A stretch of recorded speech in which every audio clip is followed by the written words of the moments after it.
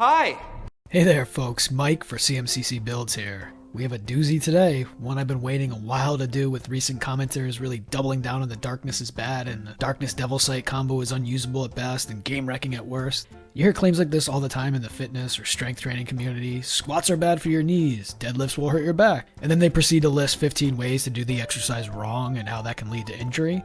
If you do something wrong or use something incorrectly, you don't get to blame that thing for the consequences. That's user error. If you're misusing the darkness spell or you didn't do the due diligence with your party pre-campaign, you can't blame the spell when things go awry and your party suffers. Dogs and cats living together, mass hysteria! For all those watching right now that think darkness is a bad spell or unusable or even as one commenter claimed, used only by shitty people, ask yourselves, is this spell It has fog cloud in it.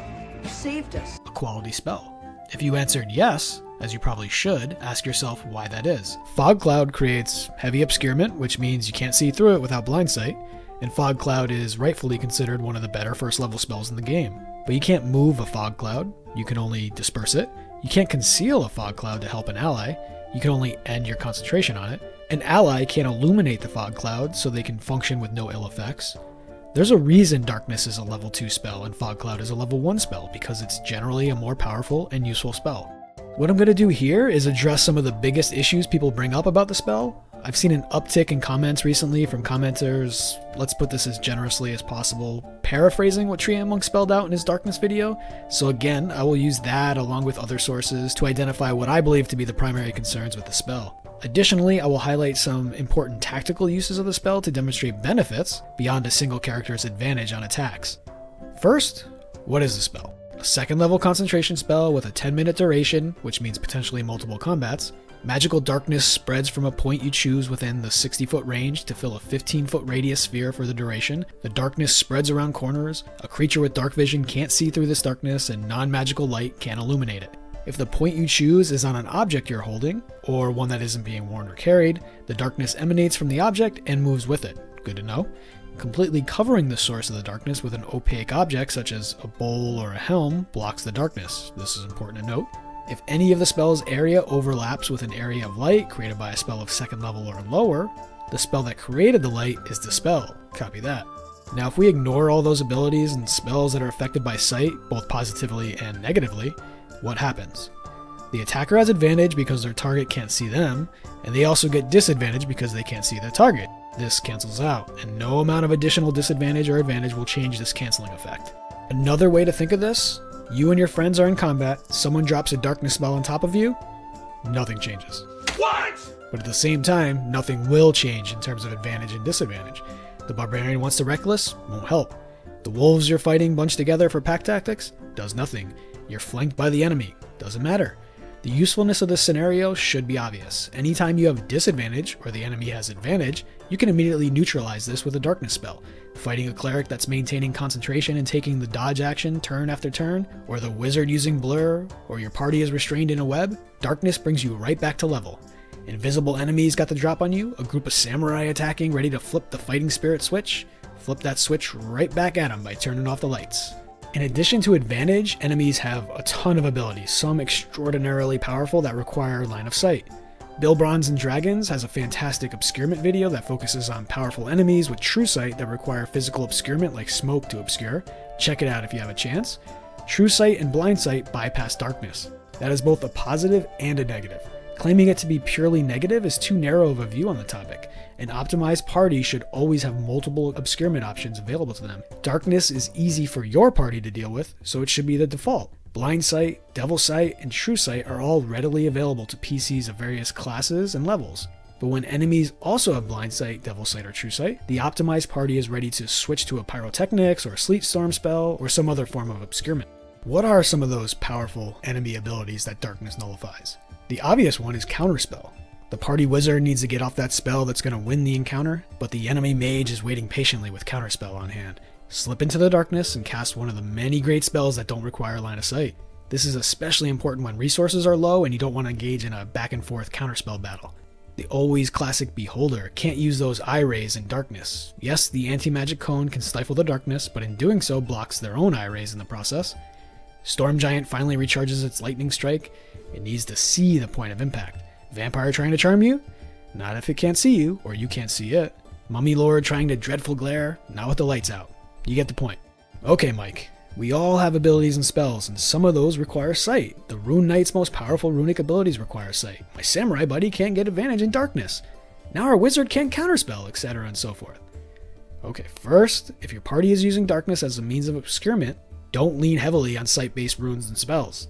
There are plenty of great non-sight spells, runes, and abilities, and no spell or ability is good in every situation. Limitations are part of the game. Sometimes, if you want to blast a fireball, but an ally is positioned right in the middle of the fray, do you blame the fireball spell for affecting allies? Or the ally for being in melee? No, you work together to find the best options given the current circumstances. But what about that ally, like the samurai, that needs advantage from fighting spirit to be combat effective? That's the primary feature of the subclass, and removing that is a big deal. There are 3 very simple solutions. 1. You can drop concentration on a spell at any moment. You don't need to wait for your turn. Your ally says, I'm going to bonus action fighting spirit. You say, I'm going to drop concentration on darkness. Boom, done. They get advantage on their next 4+ attacks after level 5, and you move on to the next combat tactic. But what if you want to keep your darkness spell up to hinder the enemy and really boost your offense? 2. Object interactions. Covering and uncovering the darkness item, looking back at the darkness spell, completely covering the source of the darkness with an opaque object, such as a bowl or a helm, blocks the darkness. So simply covering the object with a cloak blocks the darkness until it's... No, Mike. You only get 1 object interaction. You can't have darkness up, move in for an attack, then cover the object, because next turn you can only cover or uncover, not both. So you either get no advantage or you screw your party. Okay, well, that's true, except your party also gets object interactions, and since you're not hiding in the darkness, even if they can't see you, they know exactly where you are. On their turn, they can walk right up to you, use their interact with object free action, cover the item, and proceed as normal. If the next PC wants to be in darkness, they can uncover the item, or choose to operate in the light instead. And on your turn, you simply uncover the item, back to darkness. Hello, darkness, my old friend. Oh, Mike, that is super cheesy and annoying. I don't want to cover and uncover an item. 3. Continual Flame. By level 5, if you're a party with a character leaning heavily on the darkness spell, every party member should have an item with a Continual Flame upcast at 3rd level on it. Let's revisit the darkness spell. If any of this spell's area overlaps with an area of light created by a spell of 2nd level or lower, the spell that created the light is dispelled. Now let's have a look at the Continual Flame spell. A flame, equivalent in brightness to a torch, springs forth from an object that you touch. The effect looks like a regular flame, but it creates no heat and doesn't use oxygen. A continual flame can be covered or hidden, but not smothered or quenched. This spell, if cast at its normal 2nd level, will be dispelled by the darkness spell. However, if upcast to 3rd level, it will not be dispelled, and as such it will radiate light equivalent in brightness to a torch, which provides bright light in a 20-foot radius and dim light for an additional 20 feet. If you don't want or are unable to stick close to your darkness using ally to cover and uncover the darkness emitting object, this continual flame object will always be on you. Pull it out. I'm sorry, what? And the darkness spell will never be a limitation for you. Just make sure you're working on these tactics with your team beforehand. The darkness continual flame combo should be synergistic and not antagonistic. You don't want to randomly bust out the continual flame only to effectively stifle your darkness using ally who then upcast darkness to 3rd level to dispel your flame, etc. If something like that is even a remote possibility in your game, this combination of spells is probably not for your table. In that case, or in any other situation that you can't or don't want to use the previous 3 methods to get around darkness issues, use some other strong options. First, and most obvious, use abilities and spells that don't require line of sight. If your enemies are using abilities that rely on sight, and your team can either see in darkness or they don't require sight, you have a huge leg up in that encounter. But all the good spells require sight, and won't have any usable options in my combat encounter. Is that a fact? Let's have a look at some of the most suggested, by me, wizard spells to take on a build. Here is a non-exhaustive list of spells that don't require sight. Shield your eyes! Cantrips. Firebolt and Minor Illusion, perhaps the 2 most ubiquitous cantrips for any wizard. One has an attack roll, the other no sight needed. At 1st level, Absorb Elements, Featherfall, Find Familiar, Fog Cloud, Grease, Shield, Sleep, Thunderwave. At 2nd level, Blur, Continual Flame, Darkness, Dragon's Breath, Flaming Sphere, Mirror Image, Rope Trick, Shatter, and Web. 3rd level, Dispel Magic, Fear, Fireball, Fly, Hypnotic Pattern, but the creatures need to see the pattern, so darkness provides perfect cover for your allies, but there is some issues there if you're not careful. Sleet Storm, another amazing obscurement spell. Slow. Spirit Shroud, Stinking Cloud, another obscurement spell. 4th, Arcane Eye, Dimension Door, Fire Shield, Greater Invisibility, Sickening Radiance. And 5th, Animate Objects, Cone of Cold, Synaptic Static, Wall of Force. I'll stop there so as to not put every viewer to sleep, and by 11th level, all non-druid full casters have access to the True Seeing spell. Most Warlock Darkness builds will have switched to Shadow of Moil by now if they didn't grab it right away. And at this point, other parties with a heavy Darkness user should already have well-established options and alternatives when that Unlit Sphere pops up.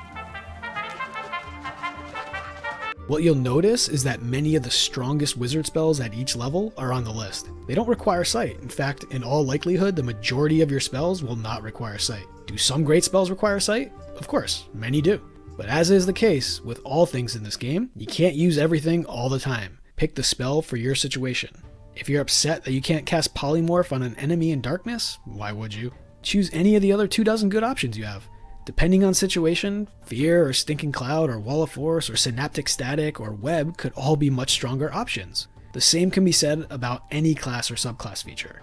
If you're in a situation where you have to rely on a single class subclass feature and you can't choose something else, again, that's why you have the 3 in-combat options we went over already. Okay, so now, hopefully we see the value in the Darkness spell and Obscurement in general. How do we create builds to optimize our party around that Darkness-using character? Tasha's Cauldron of Everything made this task so much easier, to the point that I'm genuinely shocked when people still bang that anti-Darkness war drum. Tasha's gave us the blind fighting style, which is available to fighters, paladins, and rangers, while also being available to any class that takes the fighting initiative feat, also from Tasha's.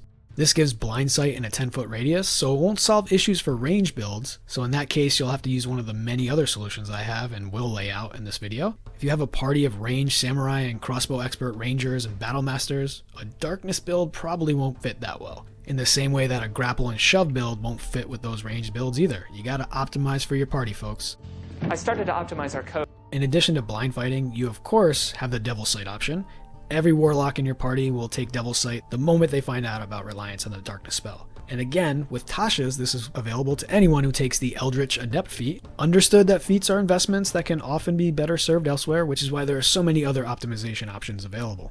Artificers, clerics, and wizards can all cast Continual Flame at high enough level between levels 5 and 9 to suppress darkness, and Bard, Cleric, Sorcerer, Warlock, and Wizard all get True Seeing as a spell option. It's a 6-level spell, but strong enough on its own that it can be even more powerful when optimized here. This spell gives the willing creature you touch the ability to see things as they actually are. For the duration, the creature has True Sight, notices secret doors hidden by magic, and can see into the ethereal plane, all out to a range of 120 feet. It's an hour duration, so it can be cast out of combat and doesn't require concentration. This leaves the Druid as the only full caster without a True Sight option. But the Moon Druid will have no issue finding an animal, like the giant spider with blind sight to wild shape into for combat right from level 2. The Shadow Sorcerer gets its own free darkness spell, which can be cast with sorcery points through the Eyes of the Dark feature, and when cast with those sorcery points, the sorcerer can see through darkness created by the spell. Fantastic synergy there. That covers every class except rogues, barbarians, and monks. What can they do that's specific to their class? Rogues have a resource-free bonus action hide via cunning action. Usually the rogue would need to find cover or dip behind a corner or behind a rock, whatever. Now they can just hang out in the middle of an open field and use their cunning action in order to gain the benefits from hiding. Incredibly still, that I'd become invisible to the eye. The barbarian may seem to be stifled by darkness, not allowing for reckless attack, but in fact they can move out of the darkness to attack recklessly, then back into the darkness to protect against retaliatory advantage. A consequence-free use of reckless attack should not be understated. But what about the monk? Surely they have nothing. Monks can move a lot. It's like the one thing we all agree on when it comes to monks. The problem is, when they try to attack a lot, that requires key and bonus actions, and if the monk wants to use their movement, they also need a bonus action and key to use the disengage action with Step of the Wind, or else face any number of opportunity attacks. To avoid that, they need to spend valuable resources, key that they don't have much of, especially early in the game, and action economy they would rather spend on other things like Flurry of Blows. Unless they're in darkness, because opportunity attacks trigger when a hostile creature you can see moves out of reach. If the monk is unseen in darkness, they can move away without fear of enemy reprisal via that opportunity attack. Darting around the battlefield has never sounded better. Sounds good. This principle applies to every character in your party, not just monks. If your party is in a bad tactical position, like they're surrounded, isolated, or split from each other, a darkness spell allows for an opportunity attack-free repositioning of your party. And finally, one of the best feat options in the game, the alert feat, is good on any character and works incredibly well with any type of obscurement, darkness included. Looking at this feat, we see that other creatures don't gain advantage on attack rolls against you as a result of being unseen by you. What this means is that in the situation where both attacker and defender are unseen, your attacker, i.e. the creature trying to hit you, can't see you, so they get disadvantage. And you can't see them, so normally that would give them advantage. But with alert, they can't get advantage as a result of being unseen, so the disadvantage would stick. Being in melee, Shroud in Darkness is a fantastic defensive position when you have the alert feat. Like many things in the game, if set up and used optimally, it can be a huge boon for your party, but if used incorrectly and without proper foresight, it can be a major hindrance. You don't get to squat wrong and blame the exercise for your busted knees. For my next build that I'm affectionately calling the Anti-Treant Monk Temples build, I'm kidding, Chris. It's a non-mercy melee-focused monk utilizing the Darkness, Blind Sight, and Elven Accuracy feat combo. You've seen this build on my channel before in my monk analysis, but I like the build enough that I feel it deserves its own build breakdown. If you liked the video, I'd love for you to subscribe or leave a comment below, and I'll see you here next time. Thanks, folks.